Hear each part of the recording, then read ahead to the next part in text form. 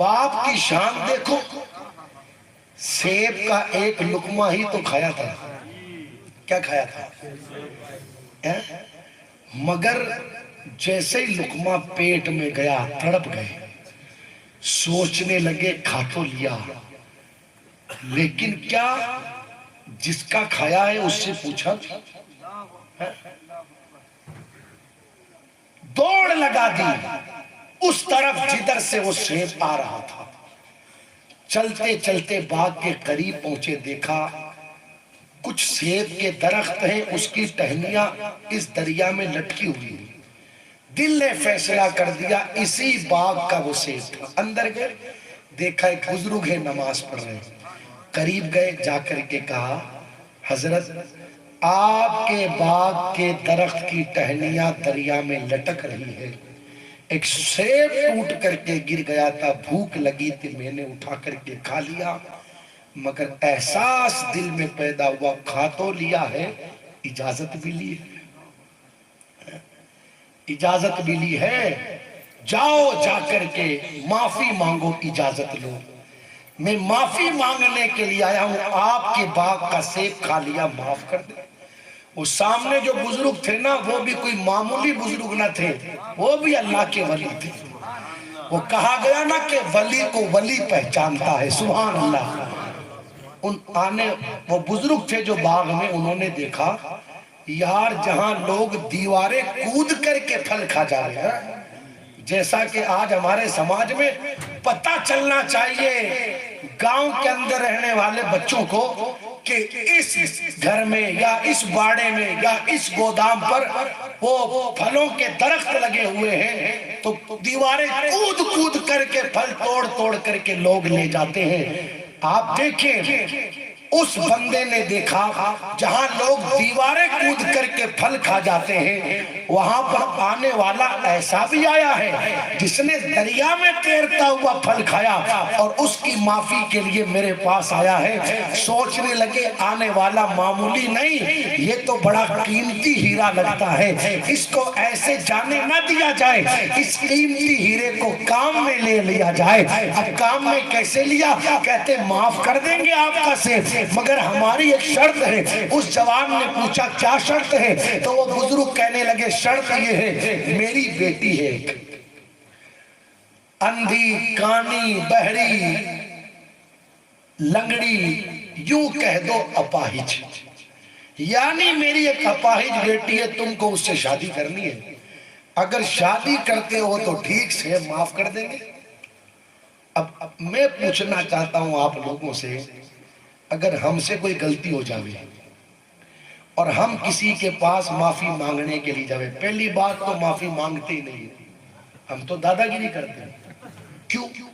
اس لیے کہ سینے میں خدا کا خوف نہیں، آخرت کا ڈر نہیں. جہاں خدا کا خوف رہتا ہے وہاں انسان دادا گیریاں نہیں کرتا، وہاں پر انسان ڈرتا ہے. کھا لیا تھا تو کھا لیا، دریا میں تیر رہا تھا، مگر دل میں خدا کا خوف تھا، ڈر تھا. آج تو کھا لیا، قیامت کے دن ہوگا کیا؟ تو ہم اور آپ پہلی بات تو معافی مانگی نا، اور دوسری بات اگر معافی مانگنے کے لیے چلو ٹھیک چلے گئے اور جس کا کھایا ہے وہ کہہ دے کہ معاف تو کر دوں گا مگر میری اپاہج بیٹی ہے، تم کو اس سے شادی کرنی ہے، کوئی کرے گا؟ اپاہج تو چھوڑو، حد تو یہ ہے اگر ماں باپ نے رشتہ کر دیا کس نے، اور بعد میں لڑکی یا لڑکے کو پتا چلا کہ بھئی جس کے ساتھ میں منگنی کی ہے اس کا کوئی رنگ ٹھیک ٹھاک نہیں ہے، پکے رنگ کا لڑکا ہے یا پکے رنگ کی لڑکی ہے، تو پھر گھر والوں سے یہ کہلوایا جاتا ہے ہم کو یہ رشتہ منظور نہیں ہے، ہم کو لڑکی پسند نہیں، ہم کو لڑکا پسند نہیں. رنگ کی بنیاد پر ماں باپ کے کیے ہوئے رشتے لوگ توڑ دیتے ہیں. تو آپ مجھے بتائیں جب رنگ کی بنیاد پر کیے ہوئے رشتے توڑ دیتے ہیں تو سامنے والا اگر یہ شرط لگا دے کہ اپاہج بیٹی ہے تو وہاں پر کون رشتے کی ہاں بھرے گا؟ مگر اس جوان نے سیب کھایا تھا، اس کی معافی کے لیے گیا تھا، معاف کر دو، کہا معاف تو کر دیں گے مگر اپاہج بیٹی سے شادی کرنی ہے۔ کوئی پوچھے نا عالم تصور میں اس جوان سے، اے جوان اتنا پریشان ہونے کی کہاں ضرورت ہے؟ ارے کیا تکلیف اٹھا رہا ہے؟ اپاہج سے شادی کرے گا، سمجھتا ہے اپاہج سے شادی کرنے کا مطلب پوری زندگی پریشان ہونا پڑے گا۔ تو وہ جوان یہ کہتا ہوا نظر آئے گا دنیا کی پریشانی برداشت کر لوں گا مگر مجھ سے آخرت کی پریشانی برداشت نہیں ہوتی۔ اگر اتنی پریشانی کے اندر نجات ملتی ہے آخرت میں تو میں دنیا کی پریشانی برداشت کرنے کے لیے تیار ہوں۔ یہ کب ہوتا ہے؟ جب سینے میں خدا کا خوف ہوتا ہے۔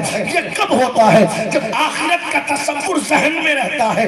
مگر جب انسان خدا کا خوف اور آخرت کا تصور اپنے دل و دماغ سے نکال دیتا ہے تو پھر کیفیت یہ رہتی ہے کہ گناہ بھی کرتا جاتا ہے اور دلیر بھی ہوتا جاتا ہے۔ اس جوان نے کہا ٹھیک صاحب منظور ہے، شادی کے لیے ہاں کہہ دیا، نکاح ہو گیا۔ اب نکاح کے بعد جب اس بزرگ نے کہا یہ جو باغ میں محل نظر آ رہا ہے اسی محل میں ہماری بیٹی ہے، تمہاری بیوی ہے، جاؤ اندر چلے جاؤ۔ جوان اندر گیا، دروازہ کھٹکھٹایا، کہا السلام علیکم۔ اندر سے سلام کا جواب بھی ملا اور آ کر کے کسی نے دروازہ بھی کھولا۔ سبحان اللہ۔ جب اندر گئے تو کیا دیکھا کہ ایک خاتون پلنگ پر بیٹھی ہے، حسن کا عالم یہ ہے لگتا ہے آسمان کا چاند زمین پر اتر ہے۔ واپس پیچھے پلٹے، وہ بزرگ آ رہے تھے، کہا حضرت آپ نے تو کہا تھا کہ محل میں آپ کی بیٹی ہے مگر وہاں پر تو ایسا لگتا ہے کہ کوئی حور۔ ارے ایک سیب کھایا تو یہاں تک پہنچا، اب اگر اور کوئی غلطی ہو گئی تو پتہ نہیں کہاں تک پہنچوں گا، کہاں بھیج دیا آپ نے مجھے؟ بزرگ کہتے جوان وہ میری بیٹی ہی ہے۔ کہا وہ تو ہاتھ بھی سلامت رکھتی ہے، پاؤں بھی اس کے سلامت ہے، کان بھی اس کے سلامت ہے، زبان بھی اس کی سلامت ہے، آنکھیں بھی اس کی سلامت ہے۔ آپ نے تو کہا تھا کہ بیٹی اپاہج ہے مگر وہ تو بالکل سلامت بچی ہے، آپ نے ایسے کیسے کہہ دیا اپنی بیٹی کو اپاہج؟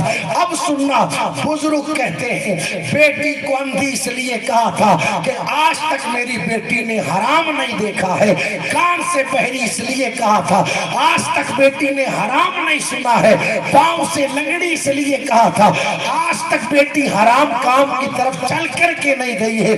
اب آپ دیکھیں جب جوان اس شان کا ہو اور اللہ اکبر جس دلہن کے ساتھ میں اس کا نکاح ہوا ہے وہ دلہن اس شان کی ہو، یہ جوان کون تھا؟ اسی جوان کو دنیا سرکار شیخ ابو صالح موسیٰ جنگی دوست کہتی ہے، اور وہ خاتون کون تھی؟ اسی خاتون کو دنیا ام الخیر فاطمہ ثانی کہتی ہے۔ جب ماں باپ کا کردار اتنا پاکیزہ ہوتا ہے تب جا کر کے اس گلشن میں کھلنے والے پھول کو دنیا عبدالقادر جیلانی غوث اعظم کہتی ہے۔